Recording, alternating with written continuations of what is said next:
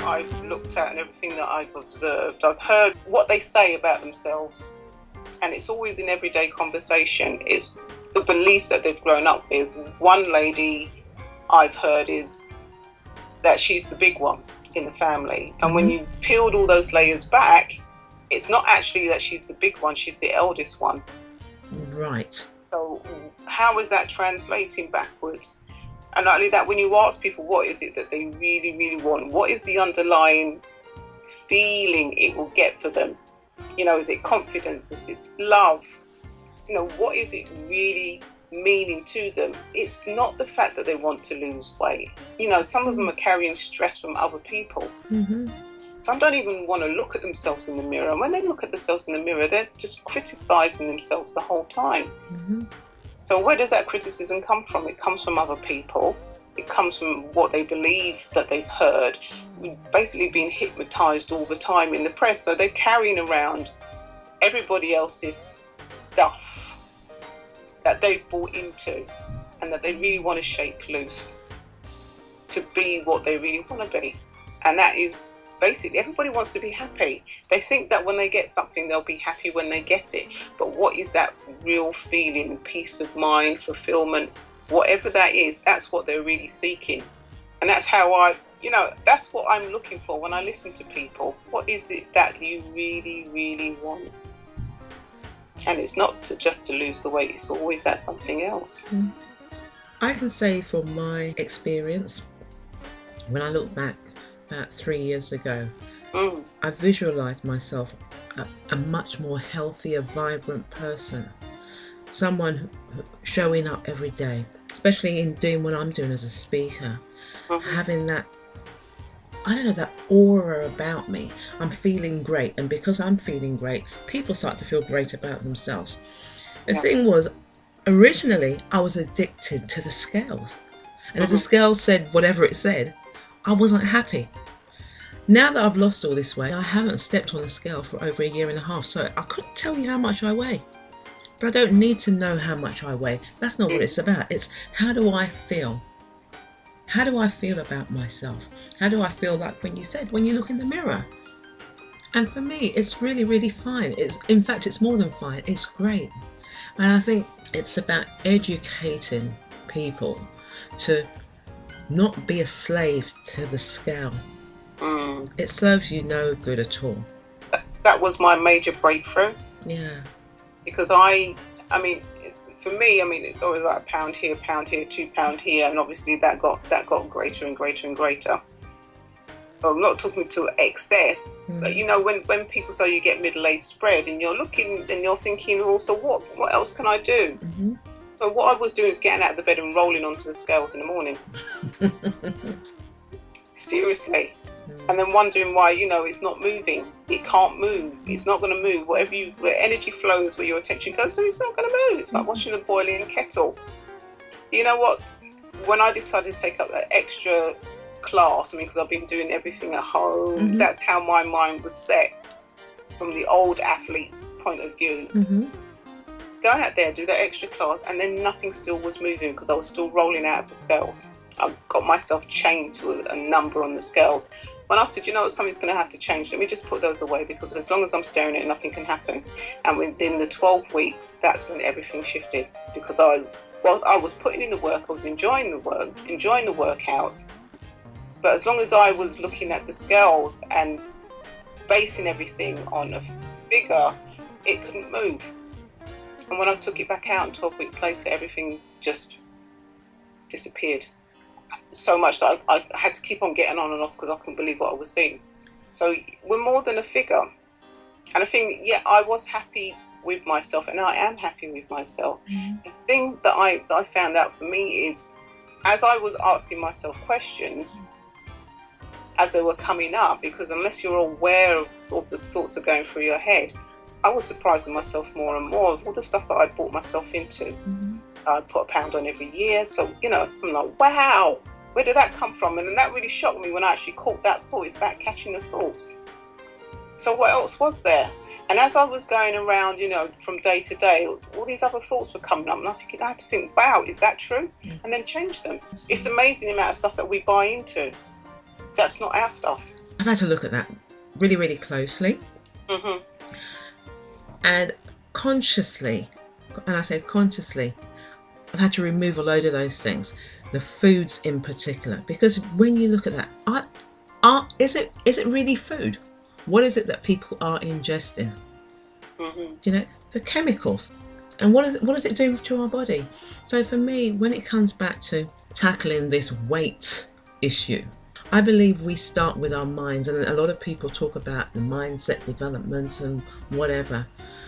But I really believe that whatever outcome we want for ourselves, it starts right here. Mm-hmm. And it also means shifting that belief which we've maintained or carried for all our lives. Examine it. How does it serve you? If it doesn't serve you, I'm of the thinking that we let it go. What is the point of carrying, as you call, all of this weight around, putting you down, weighing you down, and all you're doing is moaning. Then you look across the road, other people, oh, they look fine. But maybe they've used that gift. They've used their mind, yeah? And now they're living whatever it is that they desire. So if we let go of some of these baggages, beliefs, whatever, I'm convinced that we can, as you talk about it, manifest whatever it is that we desire. That's where I think our work is so vital now. It's for everyone, but I feel for women right now, because through the years we've carried a lot. We're carrying everybody's problems. Yeah. Oh yeah. So we need to just allow ourselves to be free. My friend Vince Taran says you've got to free yourself to be yourself. Mm-hmm. Yeah. So how can you be yourself when you're carrying everything? Look at all these women on the street, and I'm not just to say they're fat, but they're ill. I'm still ill, and I'm healing myself. But it takes re-education, and are people ready to sit down and start that new journey, that new process? And I think it's so important. We can find all the excuses why we can't invest in ourselves. But the more we do not, it's the biggest disservice we're doing for ourselves. I've made a commitment to myself, and if I can do this, then I can impart my knowledge to others. We have so much information available to us, and we hear it, but we don't digest it. Then neither do we implement it. And for me, I've made a commitment that everything I learn, I'm trying it out. We need to detox our body first, detox our mind, clear ourselves for whatever it is that we want out of life. Yeah. Believe me, it's just a powerful thing. How I feel so energized. So it's a mindset thing, whatever we want to do. But it's to get people to realize that they are capable of the change. It is sustainable, the change. And there is support once change happens. You're never on your own. People will show up for you. The situations will change. The circumstances will appear for you to, like I say, step into your expansion, for you to achieve what it is you set out to do. Mm-hmm. But like you said, you've got to have an intention, and if you're intending to change your story and you're intending to stick with it, because I always say it's 30 days when it starts to become automatic, 90 days and then it's embedded. Mm-hmm.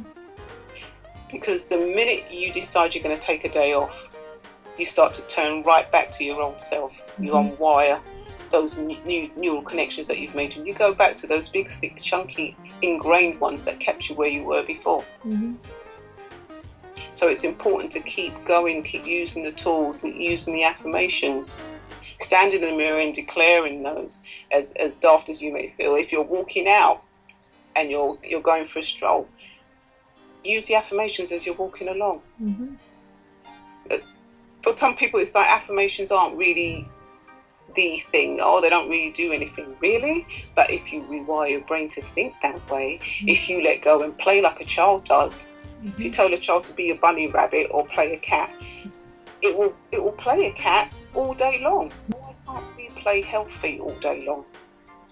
When we step into the energy of a healthy person, step into the energy of relationships with love, look at everything with love, and you get it all back. It's also to embrace that healing power. Mm-hmm. Just not just food, people as well. that anything that we're taking into our life, is it healing us? How do you actually see that? Do you see food as something that's going to make you fat, sick, or whatever, and people as well?